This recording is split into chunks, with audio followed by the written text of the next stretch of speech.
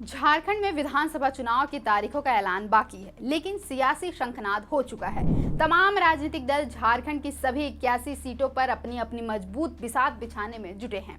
कौन सी सीट पर कौन सा सेनापति सबसे मुफीद होगा, बड़े नेताओं में इस पर मंथन चल रहा है। मंथन न्यूज रूम में भी जारी है, निगाहें हमारी भी पैनी है। इसी मंथन पर निगाह पड़ी सिल्ली विधानसभा सीट पर, तो जाना कि यहाँ प्रतिद्वंदियों से मुकाबले के पहले प्रत्याशियों को चुनने में ही पार्टियों में गजब का अंतर्विरोध है।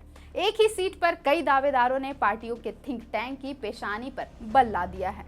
किस उम्मीदवार पर किसे तरजीह दे, किसे मनाकर किसे चुने, किस प्रत्याशी को त्याग के लिए मनाएं और किसे जीत के लिए जिम्मेदारी दे, यही सियासी दलों की मीटिंग में मंथन का मुख्य सवाल है। इसी सिलसिले में आज बात करेंगे सिल्ली विधानसभा सीट की। चर्चा होगी जयराम महतो की पार्टी जेएलकेएम की। दरअसल सिल्ली सीट पर जेएलकेएम की तरफ से युवा नेता देवेंद्र नाथ महतो और पूर्व विधायक अमित महतो दावेदार हैं। मुश्किल है कि युवा जोश को मौका दे या फिर अनुभव पर ही भरोसा करे। जेएलकेएम के जयराम महतो के सामने चुनौती होगी सिल्ली विधानसभा सीट पर देवेंद्र नाथ महतो और अमित महतो में किसी एक को चुनने का। मुश्किल ये है कि यदि देवेंद्र नाथ महतो को दरकिनार कर अमित महतो को चुनते हैं तो विधानसभा चुनाव से ठीक पहले एक अहम साथी की नाराजगी मोल लेने का खतरा है। वहीं अगर अमित महतो को दरकिनार करते हैं तो इसका मतलब होगा एक युवा नेता को सिल्ली जैसी अहम सीट पर खोना, जिसने 2 बार कद्दावर सुदेश महतो को यहां से हराया है। चुनौती इसलिए भी है क्योंकि देवेंद्र नाथ महतो ने लोकसभा चुनाव में रांची संसदीय सीट पर निर्दलीय प्रत्याशी के रूप में करीब 1.5 लाख वोट लाकर सियासी पंडितों को चौंका दिया था। वहीं जयराम महतो सिल्ली विधानसभा सीट पर अमित महतो के प्रदर्शन, प्रभाव और विरासत को नजरअंदाज करने का जोखिम नहीं ले सकते। ये मुश्किलें इसलिए भी बढ़ी है क्योंकि हाल ही में जयराम महतो के अहम साथी और जेएलकेएम के उपाध्यक्ष रहे संजय मेहता ने अलग पार्टी बना ली है। सवाल है संजय मेहता भी सिल्ली में अपना प्रत्याशी देंगे, इससे वोटों का बिखराव बढ़ेगा। ये भी वजह है कि जेएलकेएम की ओर से अमित महतो या देवेंद्र नाथ महतो में से किसी एक को चुनना मुश्किल साबित हो सकता है। खतरा ये भी है अगर जयराम महतो, देवेंद्र नाथ महतो और अमित महतो को तरजीह देते हैं तो देवेंद्र नाथ महतो पाला ना बदल ले, वह संजय मेहता की जेबी केसेस का रुख कर सकते हैं। इससे मतों के बिखराव का खतरा है। विकल्प यही होगा कि देवेंद्र नाथ किसी और सीट पर चुनाव लड़ने के लिए मान जाए, हालांकि ऐसा होता दिख नहीं रहा है। दरअसल लोकसभा चुनाव के बाद से ही देवेंद्र नाथ महतो सिल्ली सीट पर चुनाव लड़ने की तैयारी में जुट गए हैं। लगातार सिल्ली विधानसभा क्षेत्र का दौरा कर रहे हैं। अमित महतो की बात करें तो सिल्ली सीट पर उनकी दावेदारी इसलिए मजबूत है क्योंकि वह 2 बार यहां से सुदेश महतो को हरा चुके हैं, पहले 2014 के विधानसभा चुनाव में और फिर 2018 के उपचुनाव में।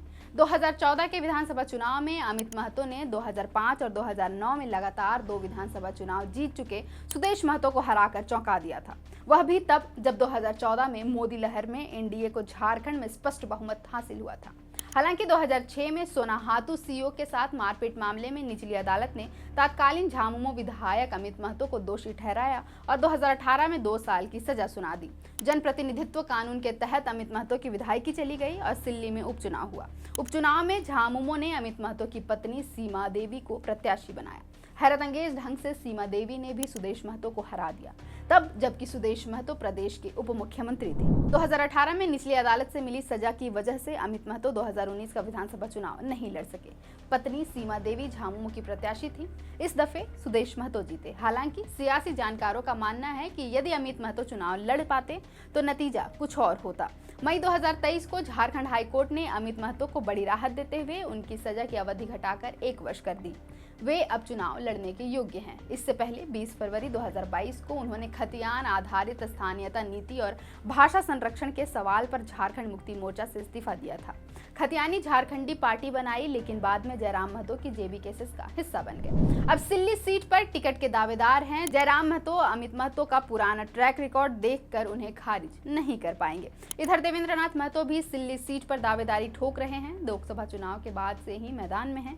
खतियान भाषा और रोजगार के मसले पर आंदोलन किया है। काफी लंबे समय से जयराम महतो की जेबी केसेस का हिस्सा है। लोकसभा चुनाव में रांची संसदीय सीट पर बीजेपी के संजय सेठ और कांग्रेस की यशस्विनी सहाय के सामने निर्दलीय प्रत्याशी के तौर पर तकरीबन 1.5 लाख वोट लाए। सिल्ली इसी रांची लोकसभा के अंतर्गत आता है। जाहिर है कि उन्हें भी दरकिनार नहीं किया जा सकता। जयराम महतो के सामने चुनौती होगी कि वह ट्रैक रिकॉर्ड को मौका दें या फिर युवा जोश को। असली मुश्किल यही है। 2005 से 2019 के बीच सिल्ली विधानसभा चुनाव के नतीजों की बात करें तो 2005 और 2009 में सुदेश महतो ने अमित महतो को हराया। अमित महतो ने 2014 में सुदेश महतो को हराया। 2018 में अमित महतो की पत्नी सीमा देवी ने सुदेश महतो को शिकस्त दी। 2019 में सीमा देवी हार गई। हालांकि अमित महतो ने दिखाया कि सुदेश महतो अजेय नहीं है, उनको हराया जा सकता है। वहीं देवेंद्रनाथ महतो जेल में रहते निर्दलीय प्रत्याशी के रूप में चुनाव लड़ते हुए संजय सेठ और यशस्विनी सहाय जैसे मजबूत प्रतिद्वंदियों के सामने 1.5 लाख वोट ला चुके हैं। एनडीए फोल्डर से सुदेश महतो यहां प्रत्याशी होंगे तय है। जेएलकेएम के उभार ने सुदेश महतो को डराया। यह कहना शायद गलत होगा, लेकिन माथे पर चिंता की लकीरें जरूर लाई हैं। हालांकि सुदेश सिल्ली में कितना परेशान होते हैं यह इस बात पर निर्भर करेगा कि जयराम किसे प्रत्याशी बनाते हैं। इधर झामुमो भी नया छत्र तलाश रहा है। फिलहाल के लिए इतना ही। मेरा नाम है अवंतिका और आप देख रहे थे द फोर्थ पिलर।